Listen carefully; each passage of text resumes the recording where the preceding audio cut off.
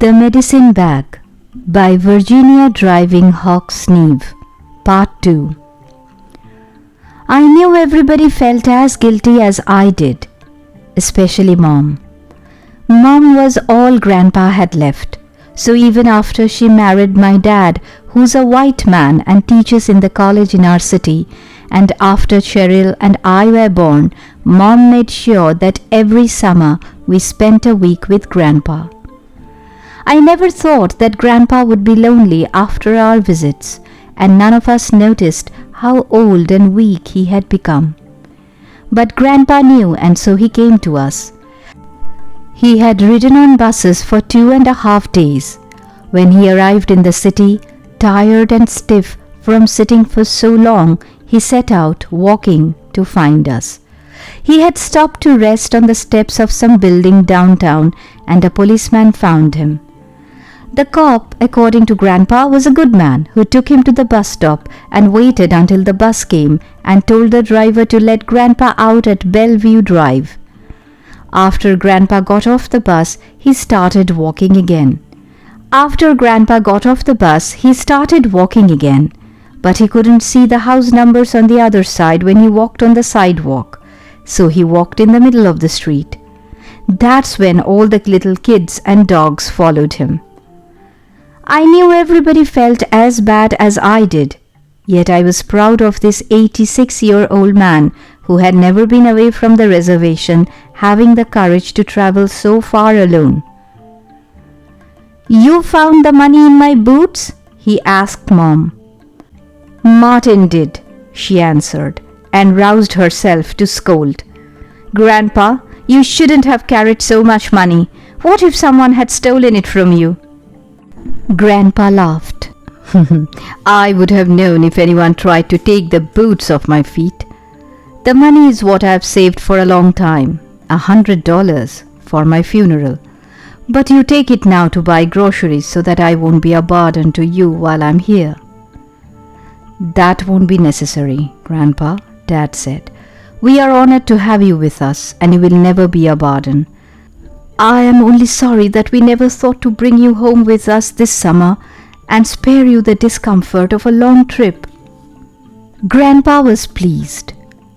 "Thank you," he answered, "but do not feel bad that you didn't bring me with you, for I would not have come then.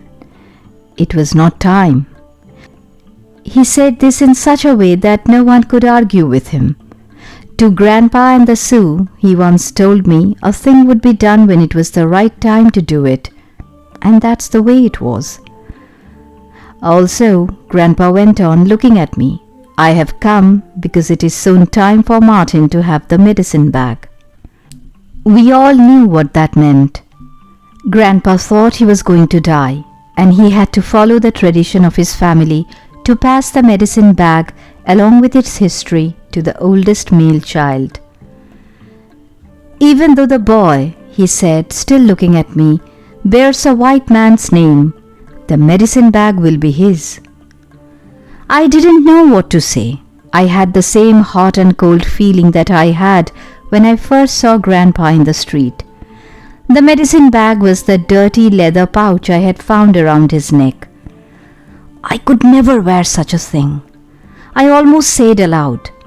I thought of having my friends see it in gym class at the swimming pool and could imagine the smart things they would say.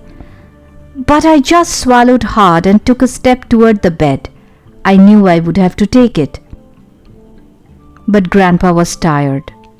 "Not now, Martin," he said, waving his hand in dismissal.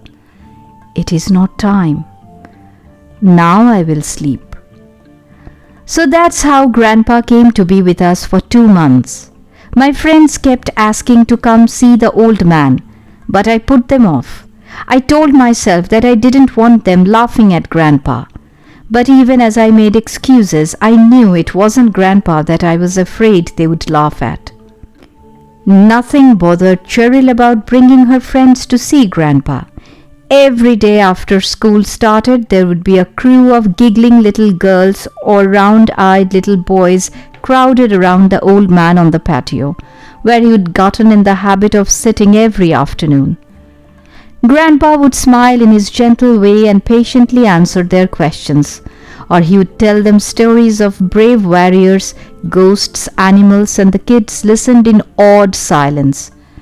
Those little guys thought Grandpa was great. Finally, one day after school, my friends came home with me because nothing I said stopped them. "We are going to see the great Indian of Bellevue Drive," said Hank, who was supposed to be my best friend. "My brother has seen him 3 times, so he ought to be well enough to see us." When we got to my house, Grandpa was sitting on the patio. He had on his red shirt, but today he also wore a fringed leather vest that was decorated with beads. Instead of his usual cowboy boots, he had solidly beaded moccasins on his feet that stuck out of his black trousers. Of course, he had his old black hat on. He was seldom without it, but it had been brushed and the feather in the beaded headband was proudly erect, its tip a brighter white. His hair lay in silver strands over the red shirt collar. I stared just as my friends did, and I heard one of them murmur, "Wow!" Grandpa looked up, and when his eyes met mine, they twinkled as if he were laughing inside. He nodded to me and my face got all hot. I could tell that he had known all along. I was afraid he'd embarrass me in front of my friends. "How, Hokishalas boys?" he greeted and held out his hand. My buddies passed in a single file and shook his hand as I introduced them. They were so polite, I almost laughed. "How there, Grandpa?" and even a "How do you do, sir?" "You look fine, Grandpa," I said as the guys sat on the lawn chairs or on the patio floor. "Ah, yes," he agreed. "When I woke up this morning, it seemed the right time to dress in the good clothes. I knew that my grandson would be bringing his friends." "You guys want some lemonade or something?" I offered. No one answered. They were listening to Grandpa as he started telling how he had killed the deer from which his vest was made. Grandpa did most of the talking while my friends were there. I was so proud of him and amazed at how respectfully quiet my buddies were. Mom had to chase them home at supper time. As they left, they shook Grandpa's hand again and said to me, "Martin, he's really great." "Yeah, man, don't blame you for keeping him to yourself." "Can we come back?" But after they left, Mom said, "No more visitors for a while, Martin. Grandpa won't admit it, but his strength hasn't returned. He likes having company, but it tires him." That evening, Grandpa called me to his room before he went to sleep. "Tomorrow," he said, "when you come home, it will be time to give you the medicine bag."